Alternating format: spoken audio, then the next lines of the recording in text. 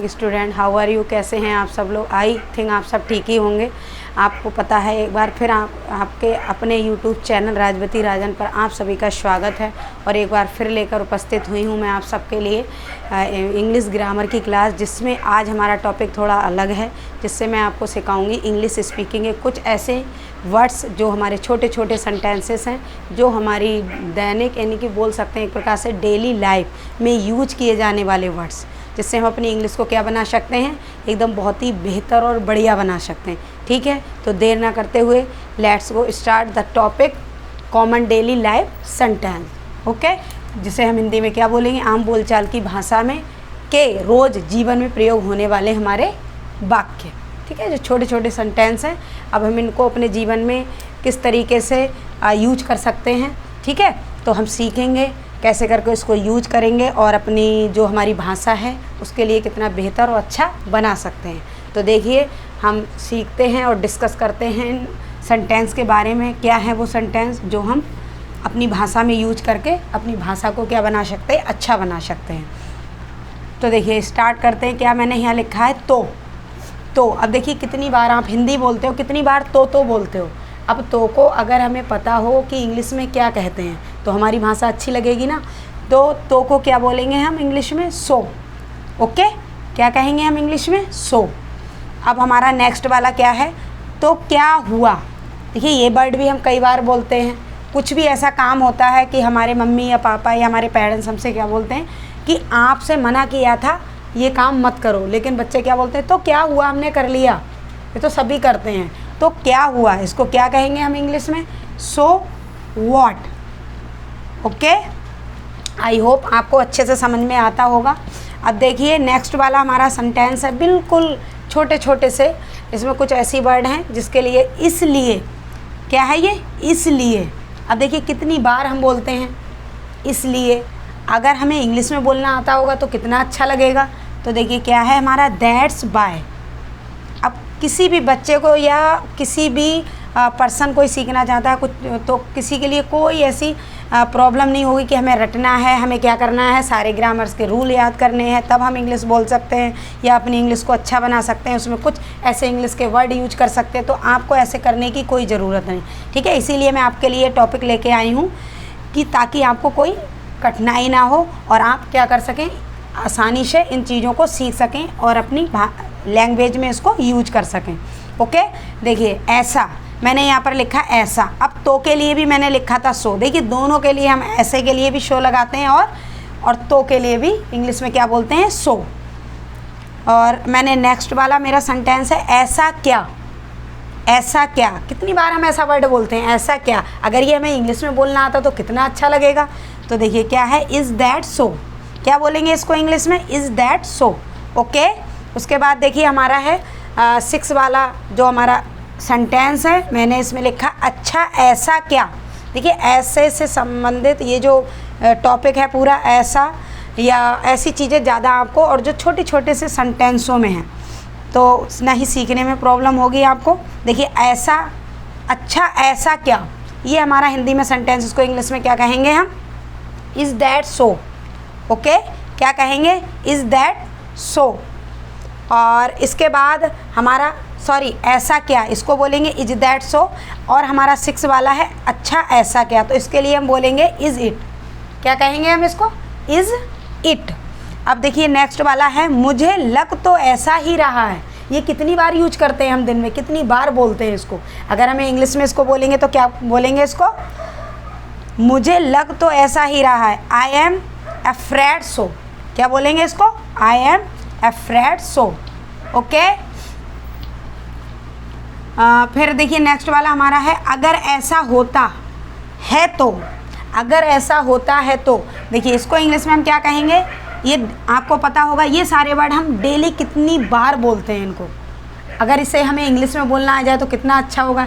इसीलिए आपकी प्रॉब्लम का सल्यूशन लेकर आई हूँ मैं। इन सेंटेंसों के माध्यम से आप क्या कर सकते हैं, अच्छी इंग्लिश सीख सकते हैं। ओके, किसी रटने की ज़रूरत नहीं, आपको बहुत ज़्यादा मेहनत करने की ज़रूरत नहीं। इनको क्या करना है, आपको डेली अपनी भाषा में इसको शामिल करना है और डेली एक हैबिट सी बांध लेनी है। तो ऐसा हुआ कि, ऐसा अगर ऐसा होता तो, इसके लिए क्या बोलेंगे हम, इफ़ इट सो हैपेंस। क्या बोलेंगे, इफ़ इट सो हैपेंस। अब हमारा नेक्स्ट क्या है, ऐसा हुआ कि, ऐसा हुआ कि इट सो हैपेंड दैट, ऐसा हुआ कि it so happened that. Okay, I understand कि आप सब बच्चे अच्छे से इसको समझते होंगे और अच्छे से आपको समझना भी है। और क्या करना है, आपको अपनी जो आपकी नोटबुक है उसमें अच्छे से इसको क्या कर लेना है, नोट डाउन कर लेना है, ताकि आप इसको लंबे समय तक याद रख सकें और अपनी भाषा को अच्छा बना सकें। देखा, मैंने तो तुमसे पहले ही कहा था, ये वर्ड भी हम कितनी बार बोलते हैं ना डेली। देखा, मैंने आपसे पहले ही कहा था कि ये व्यक्ति ऐसा है, इसकी बात मत मानिए, इस पे भरोसा मत कीजिए। तो बताइए हम इसको इंग्लिश में क्या कहेंगे, सी टोल्ड यू सो। क्या कहेंगे, सी टोल्ड यू सो। ओके, फिर उसके बाद देखिए नेक्स्ट है हमारा अच्छा सही में। ये भी हम कितनी बार बोलते हैं, अच्छा सही में, आप जो बात कह रहे हो ये क्या सही है, अच्छा सही में ये सही है। तो क्या कहेंगे इसको, ओहो रियली, इसको ओके भी बोल सकते हैं, ओहो रियली। खैर छोड़ो, खैर छोड़ो, देखिए ये भी बात हम कितनी बार बोलते हैं, खैर छोड़ो। तो इसके लिए इंग्लिश में क्या बोलेंगे हम, एनीवे और एनीवेज भी बोल सकते हैं। कुछ बच्चे एनीवे बोलते हैं, कुछ क्या बोलते हैं इसको, एनीवेज। तो हमारा दोनों, कोई इसमें रॉन्ग नहीं है, दोनों हमारे राइट हैं। इसके बाद देखिए नेक्स्ट वाला है हमारा कोई बात नहीं। अब ये बात हम कब बोलते हैं, जबकि ये बात हम तब बोलते हैं कि जब कोई सामने वाला, उससे कोई हमारे से जानबूझ के नहीं, अनजाने में कोई गलती हो जाती, फिर वो हमसे कहता सॉरी, तो हम क्या कहेंगे उससे, कोई बात नहीं, सॉरी कहने की कोई ज़रूरत नहीं, नेवर माइंड। ठीक है, तो देखिए ये मैंने अभी 13 सेंटेंस आपको कराएं, इसके आगे भी नेक्स्ट सेंटेंस अभी मैं आपको, देखिए आपको पता है अभी मैंने आपको 13 सेंटेंस बताए थे। ठीक है, कि हम अपने जो हमारी डेली की लाइफ है उसमें ये बातें हम डेली यूज करते हैं हिंदी में, उसको हम इंग्लिश में कैसे यूज कर सकते हैं। अब हमारा 14वां वाला नेक्स्ट है ये 14। ओके, तो देखिए क्या है, इसमें मैंने लिखा है छोड़ो भी। ये वर्ड भी कितनी बार हम बोलते हैं, कोई भी ऐसी बात होती है तुरंत बोलते हैं कि छोड़ो भी, अरे रहने दो, हो गया, बहुत हो गया, आप जो होना था सो हो गया, अब इन बातों को दोबारा मत दोहराइए, छोड़िए भी इन बातों को। तो क्या बोलेंगे, छोड़ो भी, लेट इट बी। क्या बोलेंगे इसको, लेट इट बी। या फिर हम दूसरे तरीके से और भी बोल सकते हैं इसको इंग्लिश में, don't make an issue out of it. क्या बोलेंगे, don't make an issue out of it.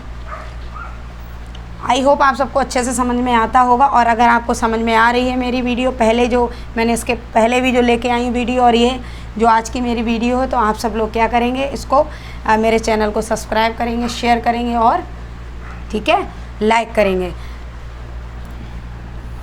अब ये मैंने यहाँ पर लिखा, हाँ ये तो है। क्या लिखा मैंने यहाँ पर, हाँ ये तो है। तो हाँ ये तो है, ये हम इसको इंग्लिश में क्या कहेंगे, एक्चुअली। या फिर हम दूसरे वे में इसको कैसे बोल सकते हैं, I agree, I know. I know ये सब जानते होंगे, एक्चुअली भी जानते होंगे। तो देखिए मैंने 3 चीज़ें लिख दी हैं, आई एग्री, आई नो, या फिर हम इसको बोल सकते हैं एक्चुअली। फिर उसके बाद देखिए मैंने नेक्स्ट वाला हमारा आगे जो सेंटेंस या वर्ड लिखे हैं कुछ, ठीक है, ये भी हम बार बार बोलते हैं। मैं भी आपको पढ़ाते समय कितनी बार बोलती हूँ, ठीक है। ओके भी बोलते हैं, तो सब जानते हैं। डन है, एग्रीड है, ठीक है, ये वर्ड भी हम यूज इसमें कर सकते हैं।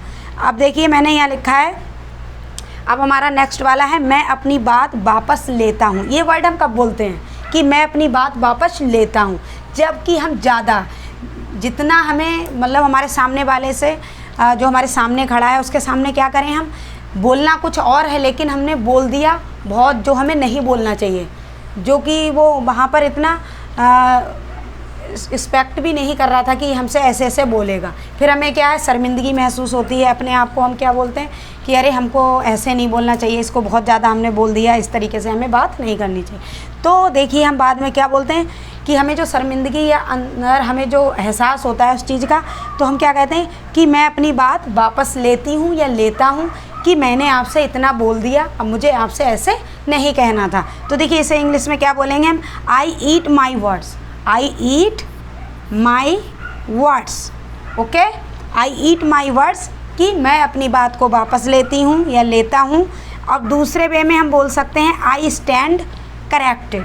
आई स्टैंड करेक्टेड मतलब अपने शब्दों को मैं सही करता हूँ या सही तरीके से, सॉरी मैं आपसे माफ़ी मांगता हूँ। उसके बाद देखिए अब नेक्स्ट वाला हमारा है मेरे पास तो शब्द ही कम पड़ गए। ये हम कब यूज करते हैं? ये भी वर्ड हम कई बार यूज करते हैं अपने डेली के लाइफ में। कितनी बार करते हैं कि कभी क्या होता है कि कभी कभी तो हम जहाँ हमें ज़रूरी नहीं होती बोलने की वहाँ तो हम बहुत बोलते हैं। जब ज़रूरत पड़ती है जहाँ पर बोलने की, कभी क्या है जब बच्चे स्कूल में पढ़ते हैं या कोई ऐसा फंक्शन वगैरह होता है तो हमें बुलाया जाता है वहाँ पर स्टेज पे कि आप यहाँ पर आइए और अपने बारे में या जो यहाँ पर जिस वे पे ये फंक्शन किया गया है उसके बारे में कुछ वर्ड्स बोलिए। तो हम क्या करते हैं, वैसे तो बड़बड़ करते रहते हैं, लेकिन जब समय आता तो हमारे पास वो शब्द ही नहीं आते कि हमें यहाँ पर क्या बोलना चाहिए। तो देखिए इसके लिए हम इंग्लिश में क्या बोलेंगे, मेरे पास तो शब्द ही कम पड़ गए। हम सोचते हैं तो उसके लिए हम बोलेंगे I fell short of words, I fell short of words. या फिर दूसरे वे में हम बोल सकते हैं I was out of words. क्या बोलेंगे, I fell short of words, या फिर बोलेंगे I was short of words. या फिर और तीसरे तरीके से हम बोल सकते हैं वर्ड्स फेल्ड मी, वर्ड्स फेल्ड मी, क्योंकि वहाँ पर मुझे समझ में नहीं आ रहा मैं यहाँ पर क्या बोलूँ। तो इसके लिए हम इंग्लिश में इस प्रकार से बोल सकते हैं।